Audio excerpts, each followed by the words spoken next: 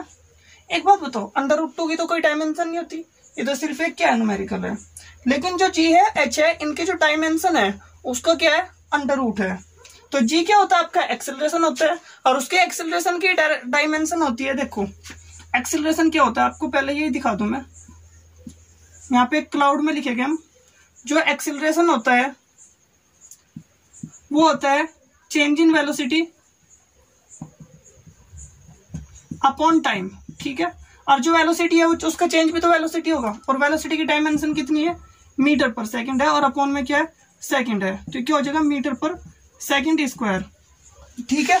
तो इसलिए जो जी की डायमेंशन है वो क्या होगी, मीटर, मीटर को हम एल से करेंगे, और ये क्या है, टी की पावर -2, ये तो होगी आपकी जी की डायरेक्शन, इनटू एच की डायरेक्शन क्या, सॉरी एच की डायमेंशन क्या होगी, एल होगी, और फिर इस पूरे की पावर 1/2 होगी।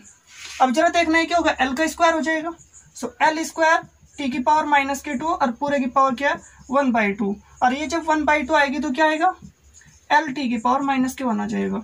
जब लेफ्ट हैंड साइड और राइट हैंड साइड की डायमेंशन सेम है, हाँ ये फॉर्मूला क्या है, करेक्ट है। सो दिस फॉर्मूला में बी करेक्ट।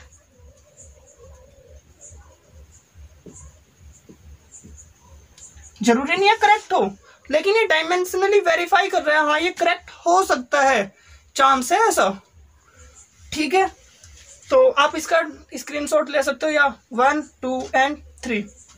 तो अब हम देखते हैं अपनी लास्ट एप्लीकेशन डायमेंशन एनालिसिस की।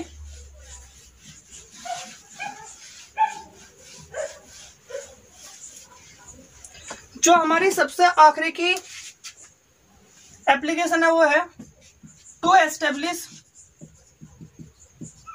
ए relation among various physical quantities. तो मेरे पास बहुत सारी फिजिकल क्वांटिटीज है, मुझे उनके बीच में एक रिलेशन निकालना है, मतलब एक फॉर्मूला डराइव करना है। हाँ आप कुछ ना कुछ प्रेडिक्ट कर सकते हो डायमेंशन एनालिसिस से, लेकिन ये एक्चुअल वेरिफिकेशन नहीं होगा कि वो सही ही होगा, लेकिन आप कुछ ना कुछ प्रेडिक्ट कर सकते हो किसी भी फॉर्मूला को। आपको कुछ गिवन वो चीजें होगी, कुछ गिवन क्वांटिटीज होगी, उनके बीच में आप एक रिलेशन वो कर सकते हो, प्रेडिक्ट कर सकते हो इससे। जिसमें आपके सामने एग्जाम्पल लिखूं, formula of time period of pendulum, और पता है टाइम पीरियड के पेंडुलम का फॉर्मूला होता है T = 2 पाई √L/G। देखो सिंपली आपके पास ये क्या है, एक फिक्स छत है या फिर कोई भी एक ऐसी जगह है जहां पर आपने क्या करी, एक रस्सी टांग ली है, और इस रस्सी से एक नीचे बोब होता है लोहे का, ये काफी भारी होता है, इसे आपने छोड़ दिया, इसे इस तरीके से बांध रखा। ये रस्सी ना ही स्ट्रेच हो सकती है और फ्लेक्सिबल होती है, ठीक है। इसके अंदर ये बहुत कुछ ये प्रॉपर्टीज होती है। तो इसके अंदर हो क्या रहा है, ये ऑस्किलेट कर रही है, तो इसे एक चक्कर पूरा करने में जितना टाइम लगेगा उसे हम बोलते हैं क्या, टाइम पीरियड। इस रस्सी की लेंथ मानी है L, ठीक है, और जी आपका क्या है, ग्रेविटेशनल कांस्टेंट है। तो हमें क्या करना है, हमारे पास इसके पास इसका वेट होगा mg, इसका मास होगा m, ठीक है, इसका नीचे की तरफ को वेट लगेगा mg। तो ये किन किन फैक्टर्स पर डिपेंड करेगा, इसका टाइम पीरियड मुझे प्रेडिक्ट करना है। ठीक से, तो इसमें अब हम देखते हैं prediction.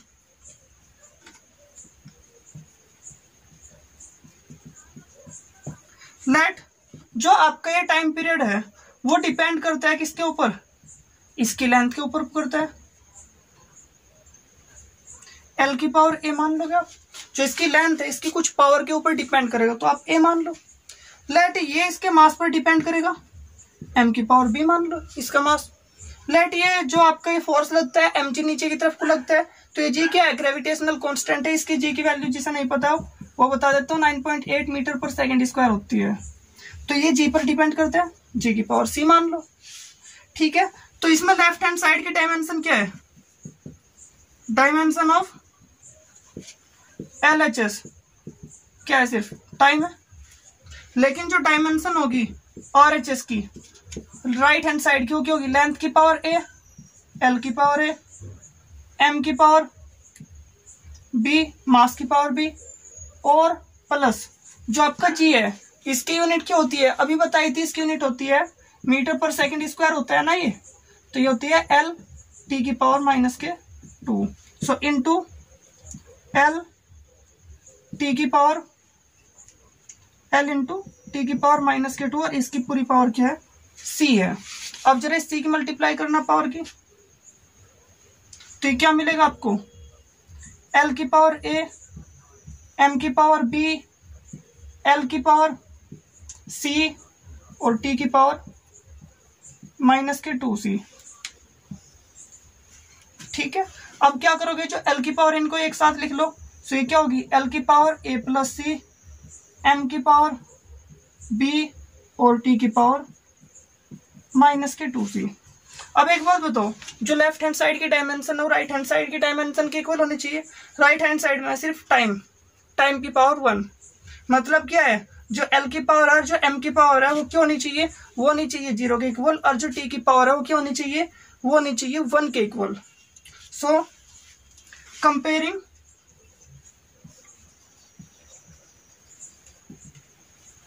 Dimension of left hand side and right hand side, तो क्या मिलेगा आपको, ए प्लस सी इक्वल टू क्या होगा, 0 होगा, बी इक्वल टू क्या होगा, 0 होगा, और माइनस के 2 सी इक्वल टू क्या होगा, 1 होगा।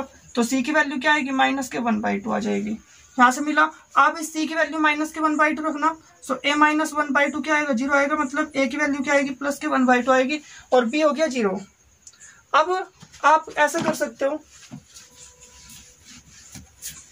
जो आपको फॉर्मूला मिलेगा वो मिलेगा हैंस, जो आपका टी होगा वो किसके डायरेक्टली प्रोपोर्शनल होगा, वो होगा एल की पावर ए प्लस सी था, ए कितना है आपका, सॉरी एल की पावर ए, एम की पावर बी, और जी की पावर सी के प्रोपोर्शनल था। एल की पावर ए कितना आपका 1/2 है, तो क्या होगा, एल की पावर 1/2 इंटू एम की पावर बी की वैल्यू क्या है, 0 है, और जो सी की वैल्यू कितनी है, माइनस के 1/2 है, इंटू जी की वैल्यू क्या है, माइनस के 1/2 है। तो इससे क्या निष्कर्ष मिलता है, जो टी प्रोपोर्शनल होगा वो क्या होगा, वो एल की पावर 1/2 अपॉन जी की पावर 1/2 के प्रोपोर्शनल होगा। मतलब क्या होगा, जो टी प्रोपोर्शनल होगा अंडर रूट L/G के, और जब यहाँ पे प्रोपोर्शनलिटी का साइन हटाओगे तो क्या आएगा, T equals to K under root L/G। लेकिन इसकी कमी ये है कि K की वैल्यू नहीं बताता है dimension analysis. So from experiment से हमें ये पता चला है कि जो आपके K की वैल्यू होती है 2π। सो जो T होता है वो होता है 2π अंडर रूट L/G, इसका टाइम पीरियड। और आप इस फॉर्मूले को इस तरीके से वेरीफाई कर सकते हो। तो आप किसी कोई भी फॉर्मूले को कोई भी एक रिलेशन एस्टेब्लिश कर सकते हो। सिर्फ आपको ये देखना चाहिए वो किन किन चीजों पर डिपेंड कर सकता है, उनके अलग अलग पावर मानो, लेफ्ट हैंड साइड के राइट हैंड साइड के डायमेंशन लो, और फिर उन्हें मिक्सअप कर दो। लेकिन इसमें प्रॉब्लम ये है कि हमारे पास तीन ही चीज है, लेंथ, मास और टाइम। तो मुझे अगर ये तीन चीज पर ही डिपेंड कर रहा है तो मैं इसे निकाल पाऊंगा, वरना फिर इक्वेशन सॉल्व नहीं हो पाएगी, क्योंकि मेरे पास सिर्फ तीन ही चीजें हैं जिससे मैं इसे प्रेडिक्ट कर सकता हूँ।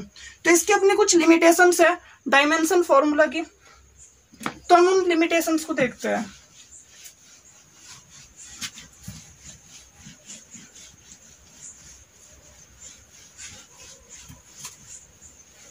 डायमेंशन एनालिसिस है वो कहाँ कहाँ पर फेल हो जाता है।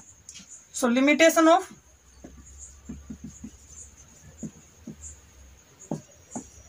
Dimensional formula.